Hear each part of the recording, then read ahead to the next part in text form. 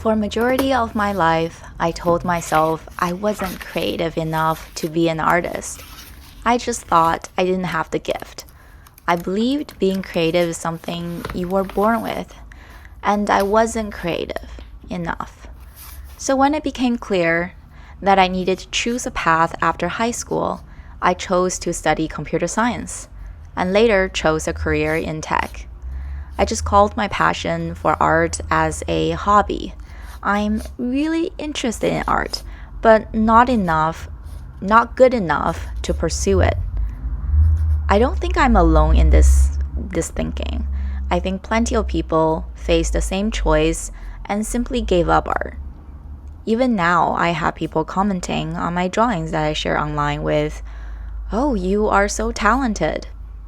We've been told for a long time that creativity is a kind of magic, that it's wild, spontaneous, intuitive, that real artists get struck by lightning, and that's where the work comes from. The word talent seems to separate the mundane, normal people with the artists who are just born special. But are artists, the ones who actually made it throughout history, actually just born with talent? The more I've looked at how the people I admire actually lived, the painters, the craftsmen, the ones with the mountains of finished work behind them, the more I realize that story is almost completely backwards. And today, as I finish this 20-minute portrait drawing using highlighters and brush pen, I want to talk about that because I think this one belief that most of us are just quietly carrying is probably the biggest thing standing between us and the art we love to be making. Did you know that over Picasso's lifetime, he made something like 50,000 works? Paintings, drawings, prints, ceramics, all of it. 50,000. And if you actually do the math, that's roughly 2 finished things a day, every day, for 70 years. 70 years of making 2 things a day. And I remember just sitting with that because I've been telling myself I couldn't pursue drawing because I didn't have the talent, that the things I create will not be of substantial value. And here's this one man making 2 things a day for 70 years. That can't just be talent or creativity. There's a famous quote from him, and I'll say I'm going to bring up a few artists today, but I'm not doing it to tell you to like them or even to be like them. I just think they figured something out that perhaps some of us are quietly stuck on. The line from Picasso is, "Inspiration exists, but it has to find you working." The first time I read that, I thought it sounded like one of those, pretty things artists say.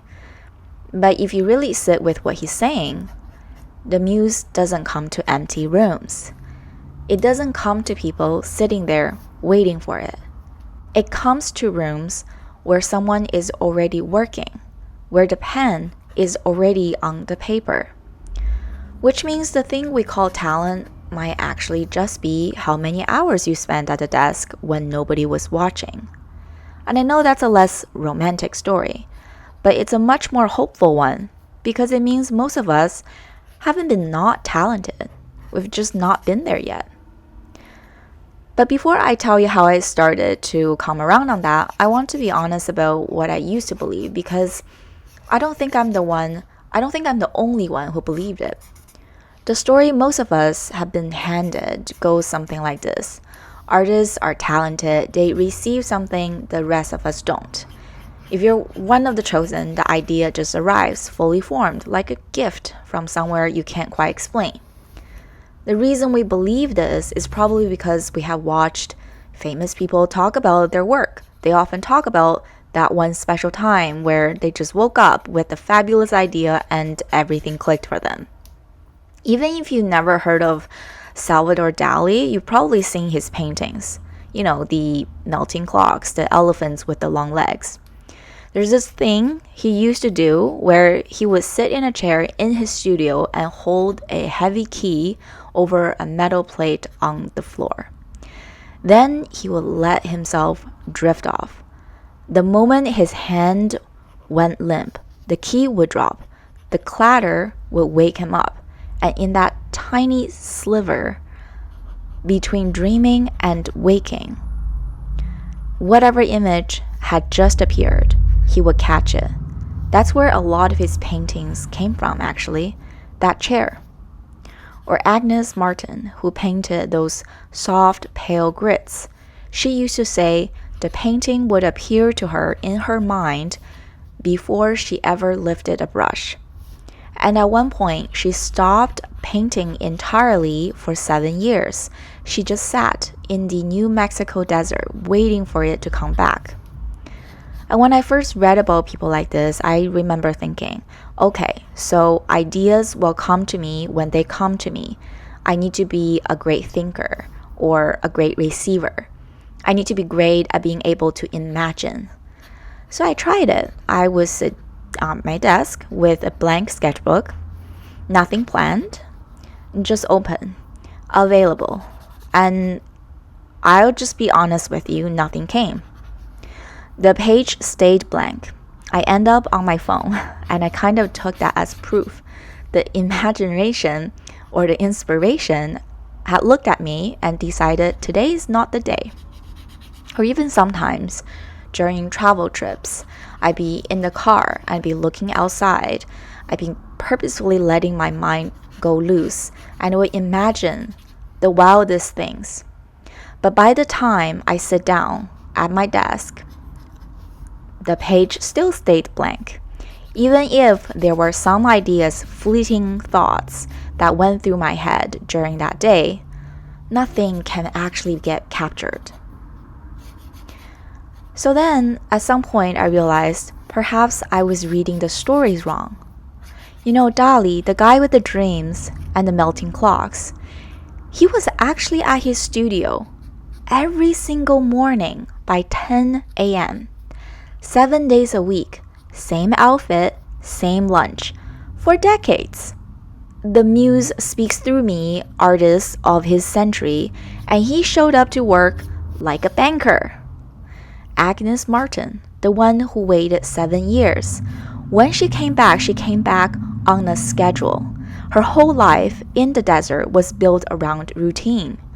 Meals at the same time, walks at the same time, painting at the same time. The silence she talked about wasn't the absence of discipline. The silence was the discipline. She had set up her entire life so that one place she always went every day was the studio. And my favorite story is about Kazushika Hokusai, the Japanese artist who made the Great Wave. You definitely see that print even if you don't know his name. He drew every day from the time he was 6 years old until he died at 89. And at 75, almost, 7 decades of daily drawing, he wrote this thing where he basically said, I think I'm just starting to figure out how things are actually shaped. Maybe when I'm 90, I'll be onto something. 70 years in, and he just thought he was warming up. None of these people were waiting for lightning. They were at the desk every day at the right place when it came. And I think the reason it kept finding them and perhaps keeps skipping the rest of us is because they were the only ones in the room. Obviously, everyone's path is different. Many of us can't be at the desk every day, 9 to 5. We all got priorities. And while art is important, it might not be that important. So what worked for them might not work for you. But that's completely fine. I think the discovery, the idea of what they all shared, is actually useful if you can translate it into your own life.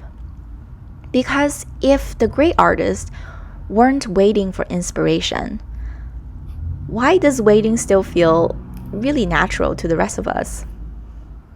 I've been sitting with this, and I don't think art block is really about ideas. I think it's something quieter and harder to see.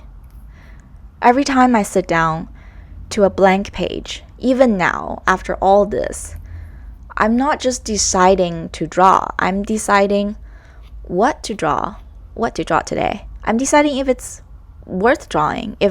I'm deciding if I have time for a real one today or just a warm up.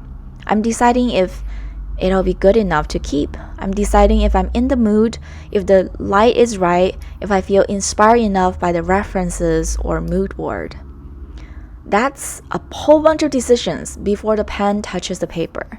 And every one of them is an opportunity for me to quietly decide, you know what? Not today. I don't think most of us are blocked. I think we're exhausted by the thinking around the drawing, which is completely different from the drawing itself. And when I finally had that thought, it rearranged something for me, because I realized what all these artists were actually building with their studio routine, their same walks and same meals and same hours. They weren't being anti-creative. They were removing the decisions.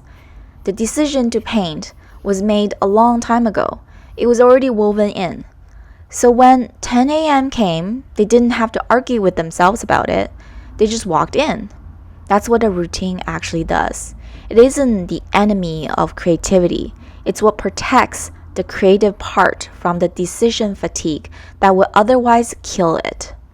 The routine is what makes the magic possible. It's not the opposite of it.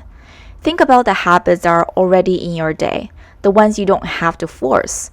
Do you make coffee every morning? When did that start? And why has that stuck? Do you go for walks in the evening? There are already things woven into your life that you're not deciding every single time. And if you can find what made those things stick, whether it's the time, a little trigger, or just the simplicity of it, you can probably apply that same exact thinking to drawing. You don't need to reinvent your life, you just need a very small anchor. So I want to say this directly if you're still watching. If you ever felt at some point that you weren't naturally artistic, that you didn't have the eye, that some people are just born with it and some people aren't, I really don't think that story holds up. When you actually look at how great artists became great, it wasn't magic. It was almost boringly simple. They sat in the same chair for a lot of hours for a lot of years. Most of what they made was okay. Some of it was bad. A few pieces were really good, maybe not even in the eyes of everyone, but some adored them. But it doesn't really matter what the result is. They showed up again the next day. Talent, if the word even means anything, is mostly what accumulates when someone spends enough hours at the desk that the hand catches up with the eye. That's it. That's basically the whole thing. It isn't something you wore or weren't born with. It's something that slowly, unglamorously gets earned on the days no one is watching. The reason I think we've been handed the other story, the most people are born with this story, is that it quietly tells most of us not to bother. It protects the idea that art is rare, that the door is locked, that most of us will never get in. It's because the story of being hit with the greatest idea ever after a wild dream is interesting, and that story sells. The story of showing up isn't what most people want to hear. For me, that door is this sketchbook. The anchor is 20 minutes. The drawing on some days is honestly pretty bad. And then I get up the next day and then pick up the pen again. If any of this resonated with you, I also shared a video on how I built a daily drawing routine with a busy life, and another one, build your anti-fragile system, that probably sit right next to this one. I'll link them at the end.